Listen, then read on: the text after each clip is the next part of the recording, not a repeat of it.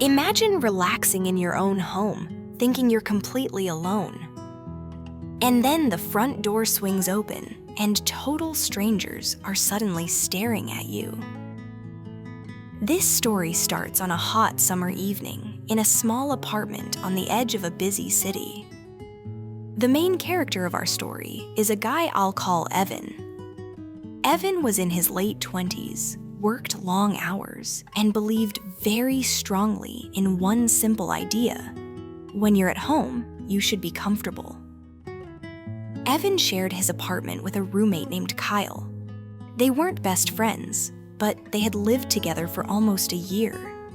Things were mostly fine. They split rent, paid bills on time, and stayed out of each other's personal business. But there was one problem that kept growing bigger and bigger. Kyle loved people. He was outgoing, social, and constantly meeting new friends. Evan, on the other hand, was quiet and private. After work, he liked to come home, turn on the TV or his game console, and relax. Because it was summer and the apartment didn't have great air conditioning, Evan usually wore nothing more than a t-shirt and underwear when he was at home. And here's the important part. This was completely normal in that apartment. Kyle did the same thing when it was just the two of them. No one thought it was strange, at least not at first. The problem started when Kyle began bringing people over without any warning at all. No text, no call, no quick message saying, "Hey, I'm coming home with friends."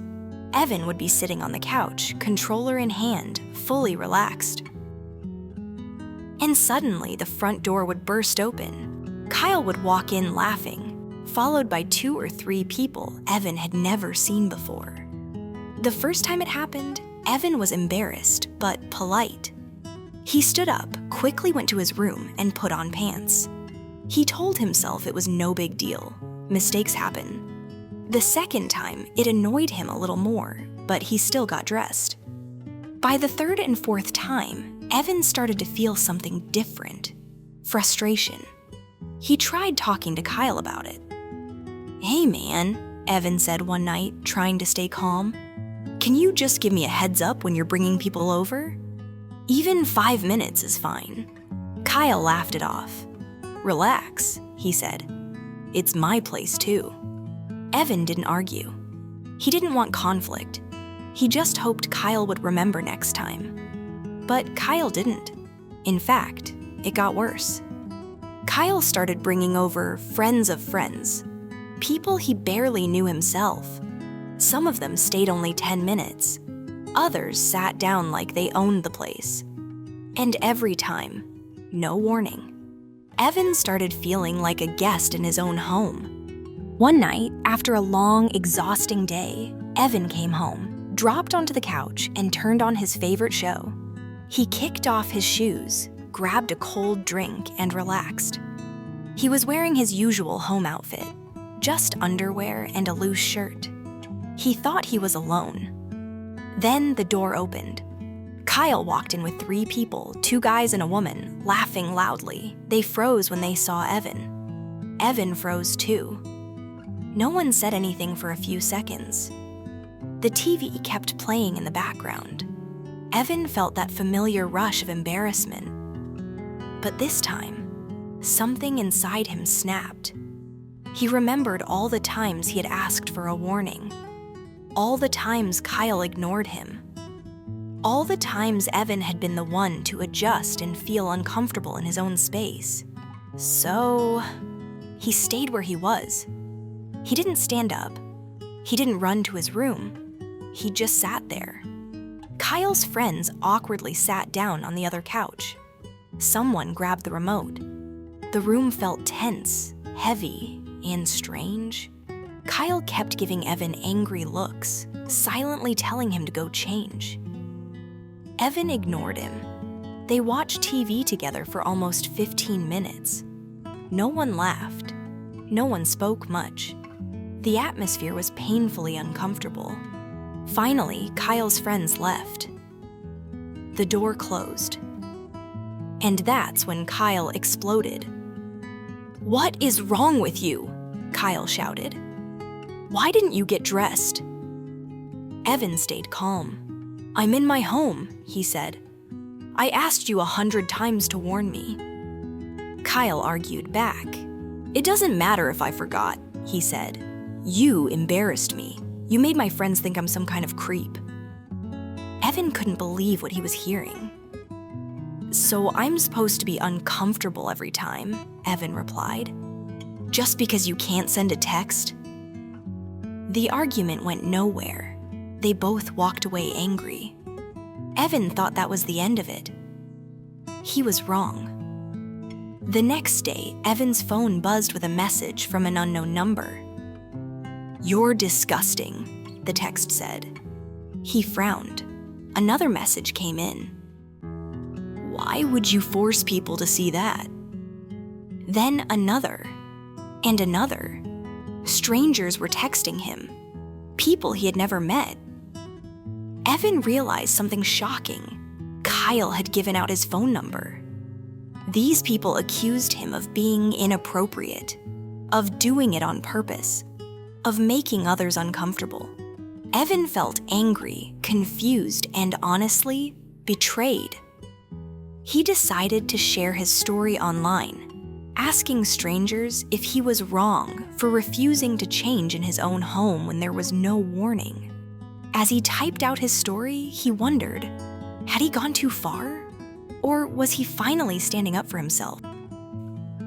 Before we continue, if this story has you hooked so far, take a moment to like the video and subscribe to the channel.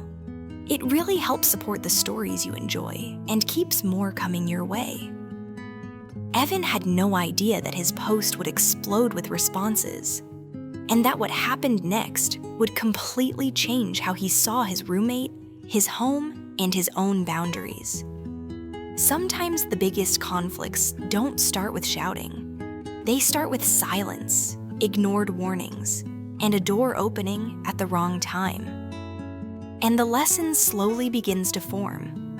Respect in shared spaces isn't about comfort alone. It's about communication. But Evan's story is far from over. The next morning, Evan woke up with his phone buzzing non-stop. At first, he thought it was his alarm glitching. But when he picked up the phone, his stomach tightened. More messages, more unknown numbers, more anger. You need help. That's not normal behavior.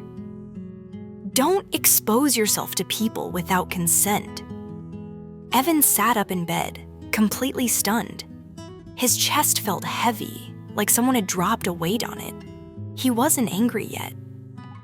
First came confusion, then disbelief. He hadn't exposed himself. He hadn't invited anyone. He hadn't even known they were coming.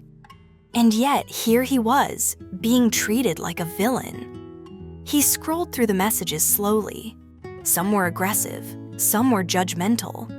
A few were downright cruel. The worst part wasn't the insults. It was realizing that Kyle had talked about him behind his back. Evan got out of bed, threw on shorts, and walked into the kitchen. Kyle was already there, casually making coffee like nothing had happened. Evan held up his phone. "Why are strangers texting me?" he asked quietly. Kyle barely looked up. "They were uncomfortable," Kyle said. "They wanted to say something." Evan's hands shook. "You gave them my number?" Evan asked. Kyle shrugged. "They asked for it." That shrug hurt more than the shouting from the night before. Evan felt something shift inside him. A line had been crossed. "This stops now," Evan said. "You don't get to hand out my number. You don't get to blame me for your mistakes." Kyle rolled his eyes. "You're being dramatic," he said. "Just put on pants next time." Evan stared at him. "There shouldn't be a next time without warning," Evan replied. Kyle laughed again, that same dismissive laugh. Evan walked back to his room and closed the door. For the first time since moving in, his apartment didn't feel like home. That afternoon, Evan's Reddit post started blowing up. Notifications poured in faster than he could read them. Hundreds of comments, thousands of upvotes. People from all over were sharing opinions, advice, and similar stories. One comment stood out to him. "You're not the problem, but this living situation is." Another said, "Your roommate doesn't respect boundaries. That won't magically change." As Evan read, something unexpected happened. Relief. For days, he had been questioning himself, wondering if he was rude, if he had gone too far. But now, strangers were telling him what he hadn't allowed himself to think yet. He wasn't wrong. That night, Kyle brought people over again. No warning. Evan heard the laughter through his door. His heart raced. His first instinct was to stay hidden, to avoid conflict, to wait it out. But then he remembered the messages, the accusations, the embarrassment. He stood up. This time, Evan put on sweatpants and a hoodie, not because Kyle deserved it, but because Evan wanted control of the situation.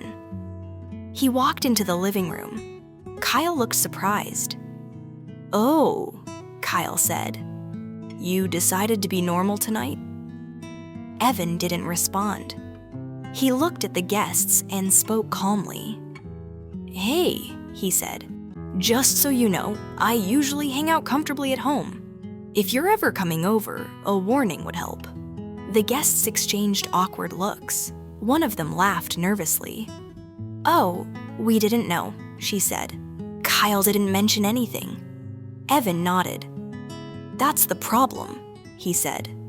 Kyle turned red. "Why are you saying that in front of them?" Kyle snapped. "Because it keeps happening," Evan replied. The guests finished their drinks and left soon after. When the door closed, Kyle exploded again. "You embarrassed me," he shouted. Evan stayed calm. "No," he said. "I told the truth." That night, Evan couldn't sleep.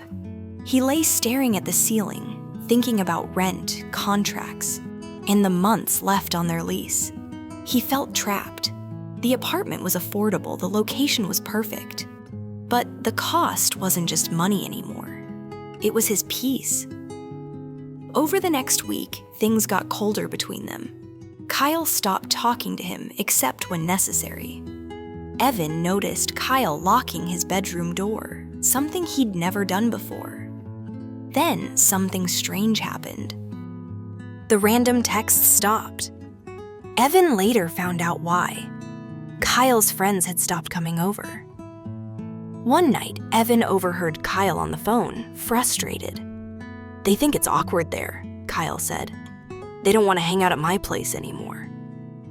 Evan felt a strange mix of emotions, relief, guilt, and a small sense of justice. Kyle had created the situation. Now he was living with the consequences. A few days later, Kyle finally approached Evan. "We need to talk," Kyle said.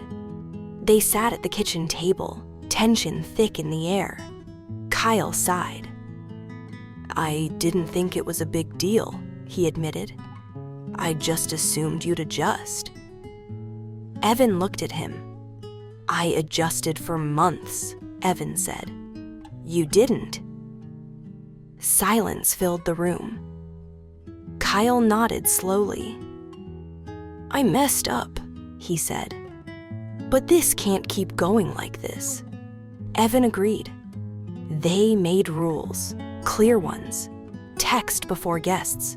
No sharing personal info. Respect common space. For a moment, it felt like progress. But deep down, Evan knew something had changed forever. Trust, once cracked, never looks the same. That night, Evan updated his Reddit post. He thanked people for the advice and shared that he was considering moving out. The responses were supportive. "Sometimes the right choice isn't fixing things," one comment said. "Sometimes it's leaving." Evan closed his laptop and took a deep breath. He looked around the apartment, the couch, the TV, the place where it all started. He realized something important. Comfort isn't just about what you wear. It's about feeling safe, respected, heard. And Evan was finally ready to choose himself. But one final twist was still waiting, and it would force Evan to make a decision he never expected. Because the real test of boundaries comes when someone decides to break them one last time. The apartment felt strangely quiet the next morning. Too quiet. Evan sat on the edge of his bed, staring at his phone. No new messages, no notifications. The online noise had faded, but the tension inside the apartment hadn't. He kept thinking about the conversation at the kitchen table. Kyle's apology sounded real, but something about it felt incomplete. Like it was said because it had to be said, not because it was fully understood. Evan decided to give it one last chance. For a few days, things improved. Kyle sent texts before coming home. Short ones. Sometimes just, "People coming over in 10. It wasn't perfect, but it was something. Evan started to relax again. Then came Friday night. It was hotter than usual, the kind of heat that sticks to your skin.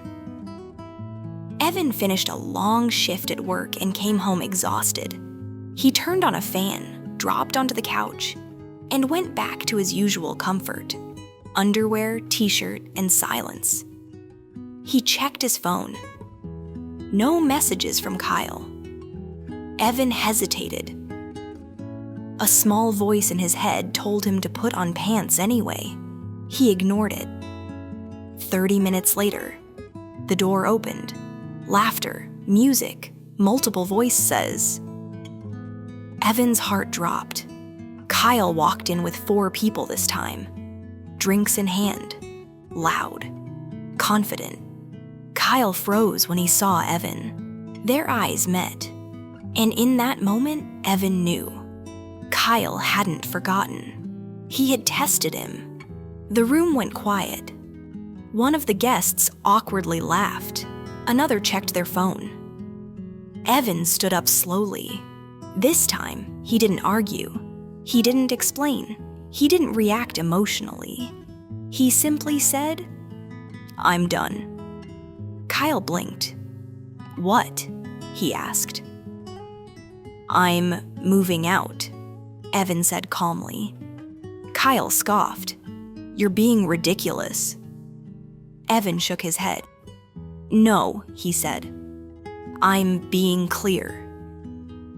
He walked back to his room, put on jeans, and started packing a bag. Not everything, just the essentials. Kyle followed him. "You can't just leave," Kyle said. "We have a lease." Evan zipped the bag. "I'll figure it out," he replied. And for the first time, Evan meant it. He left that night and stayed with a friend. The next week was stressful. Phone calls, emails, numbers. But something surprising happened. Kyle struggled without Evan. Rent was harder to cover. The apartment felt empty. And suddenly, Kyle was the one asking for understanding. Evan found a smaller place. Not as nice, not as cheap, but peaceful. On move-in day, Evan sat on the floor of his new living room. No furniture yet. Just quiet. He opened Reddit one last time and posted a final update. "I moved out," he wrote. "I chose peace." The responses flooded in again. Support, encouragement, relief. One comment stuck with him. "Boundaries only work when you're willing to walk away." Evan smiled. If you've ever felt uncomfortable in a place that was supposed to be safe, if you've ever been told to just adjust while your needs were ignored, remember this story. Respect isn't optional, and comfort without consent is never comfort at all. If this story made you think or reminded you of your own experiences, don't forget to like the video and support the channel. Your support helps bring more real, meaningful stories like this to life. Sometimes the strongest move isn't standing your ground. It's knowing when to walk away.